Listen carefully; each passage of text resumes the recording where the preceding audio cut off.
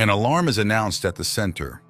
Clark finds Brad and Amy and sets up a guard. However, Winston manages to escape. Amy overhears a conversation about his danger and realizes that she sees what surrounds Winston. She volunteers to help in the search, and the group departs for the highway where an attack on a driver has just occurred. Brad inspects the victim's car and finds Layla's documents inside. It turns out she was being transported to the center on Clark's orders. He launches into a fight, but then Amy says she sees trees, a cottage, and a woman, and leads people in the right direction.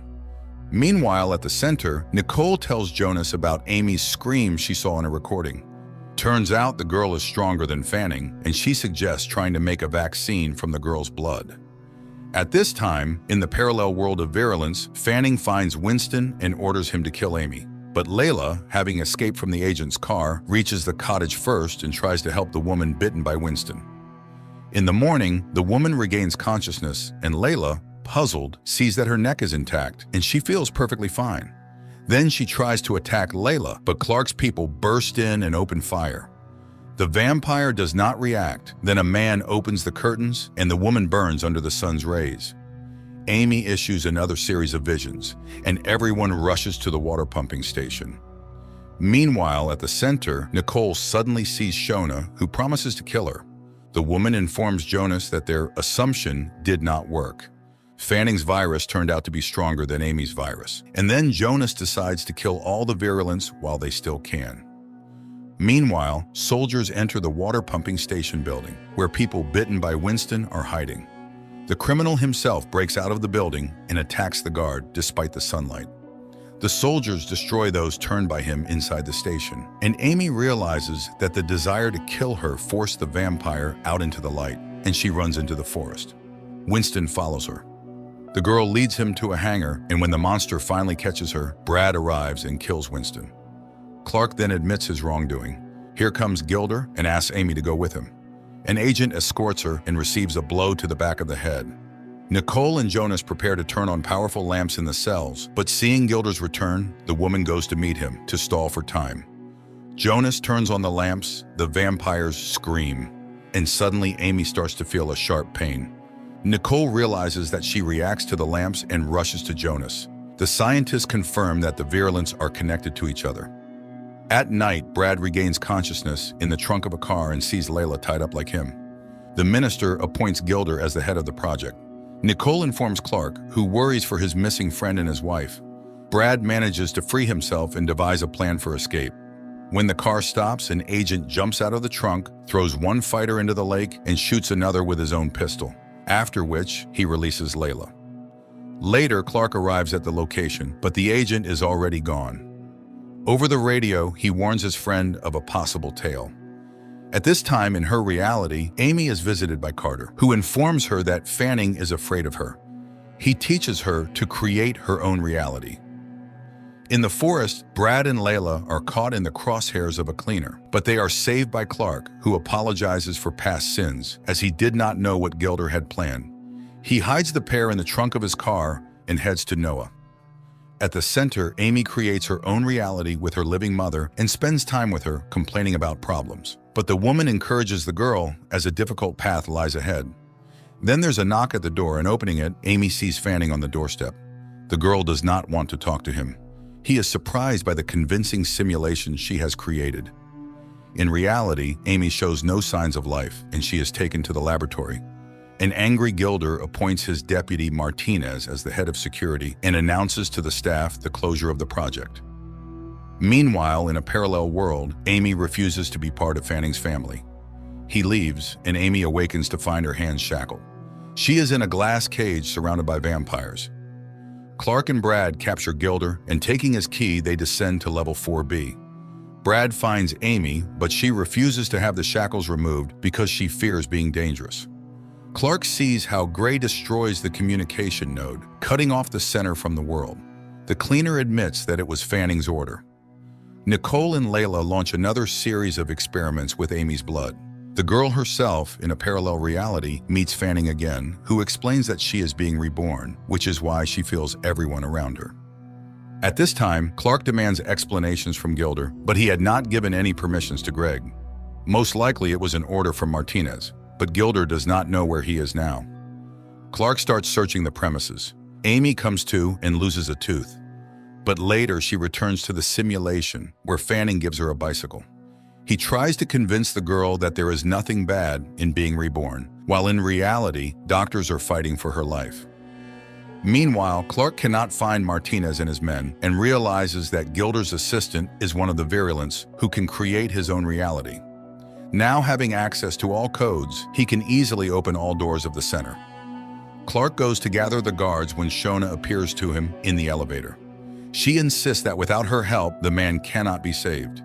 He kisses her, but warns that he will kill her as soon as he can. Meanwhile, Gray, scraping his hands to blood, frees himself and heads to level 4B. Nicole's experiment yields positive results. This means that although Amy will be reborn, she will not become a vampire. The doctor begins to manufacture the vaccine when Gray locks the doors to her laboratory and knocks out Layla. At this time in the simulation, Fanning convinces Amy to ride through the tunnel to complete the rebirth. In reality, Nicole informs Brad that she is locked in the laboratory and explains that now it all depends on Amy. In the simulation, the girl enters the tunnel, and in reality, Brad tells her about his love and support and allows her to leave if she needs to. In the tunnel, Amy remembers everything she has been through, turns the bicycle around, and rides past Fanning while the cleaner opens the virulent's cages. The girl regains consciousness, and the agent carries her out of the level while the other monsters emerge from their cages. The agent manages to lock the elevator doors. The monsters bang on it, but he leaves with Amy and finds Layla. Brad informs Nicole that Amy has withstood the rebirth and does not feel a thirst for blood. Clark gathers all the survivors in the hall when Jonas realizes that Fanning has indeed achieved a collective mind of the 12 virulents. Although the girl is not a monster, she is reborn. At this time, Fanning tells Amy the same thing and demands that she help the family get out, but Amy refuses to recognize them as her family. Meanwhile, people reboot the system to unlock the elevator and doors, and the monsters quiet down. Nicole asks to be left locked up, as the main thing is to get Amy out of there. But then it becomes clear that the virulents are escaping through the ventilation shafts. People fail to leave. A massacre begins. The agent manages to pull out several people, but Layla ends up bitten.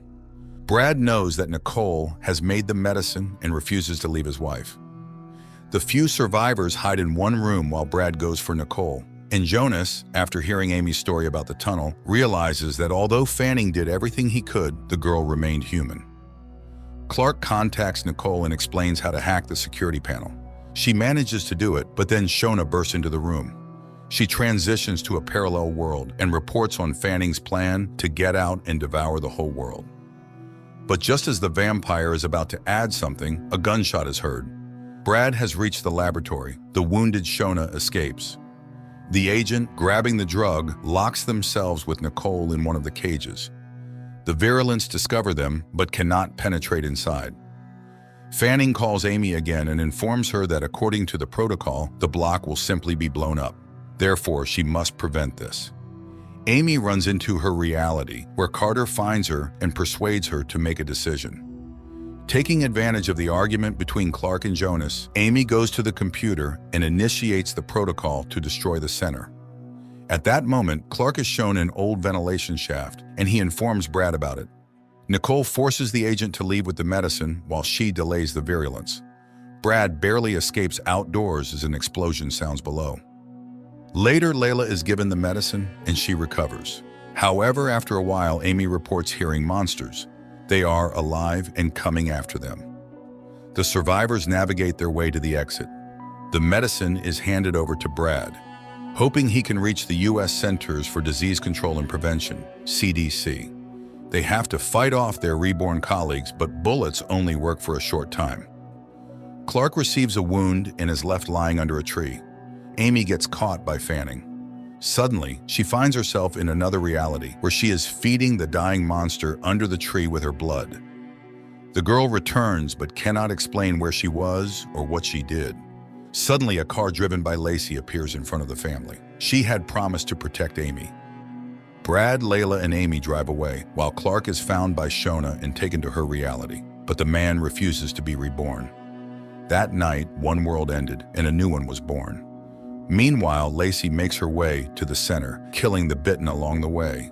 She finds Jonas, who is about to end his life, but she reminds him that he has to fix everything he caused. 30 days later, Brad's family is hiding in the dense forest of Oregon. The agent teaches the girl how to fish, make fire, and survive. One day, Brad and Layla go out for supplies, listening to a broadcast about the fall of Houston, the fourth major city overrun by the infected. They wait for the promised helicopter from the CDC, but it never seems to come. Reaching civilization on their own seems impossible. On their way, they meet their neighbor Bob, but he has no new information to offer. The couple stops at a gas station when Layla is attacked by an infected. The agent manages to shoot it, and a young man emerges. He and his mother are surviving in the store premises. The young man tracks the death toll based on chat messages. Observing the most dangerous areas, Brad realizes that the virulence have dispersed into homes. Meanwhile, Clark is involved in screening refugees, helping to identify those infected, while Lacey and Jonas reach the CDC, where they learn the world blames America and refuses to engage in negotiations. In the cabin in the woods, Layla realizes that no helicopter will come and decides to set out on foot to deliver the medicine, since she managed to heal. Brad and Amy remain alone. The agent teaches the girl archery, and when she shows reluctance, he explains she might end up completely alone and could only depend on herself. Amy starts to take the lessons seriously. One day, Amy herself summons Fanning. She wants the monster to know that she will never join his family. In response, he mockingly shows her the infected Bob, implying now he must be killed. Later, neighbors come to Brad's house in search of Bob. Amy has to admit that the man is infected and is in the yard. Brad goes outside, but Bob asks to be killed in the forest, and the agent agrees. However, Bob turns, attacks him, and bites him. Meanwhile, world leaders agree to negotiations. Jonas is also expected to attend and assure that the medicine will soon be ready. But words without action concern no one, especially since the collapse of the Centers for Disease Control and Prevention became known. So, the world concludes. Communication screens go dark one after the other. People realize that America will be bombed. At this time, Amy tries to help Brad, and when the neighbors are about to shoot the infected, she suddenly turns into a monster and attacks the people. Afterwards, she administers the medicine to Brad and writes a farewell note. Later, Brad comes to, but the girl is gone. American cities turn into ruins while the reborn continue to devour the few that remain. Amy easily defeats them with her bow, searching for those who remained human, and she hopes to find Brad. This story of vampires whose nature is the work of humans themselves suggests that humanity will eventually go too far and release a deadly genie from the bottle.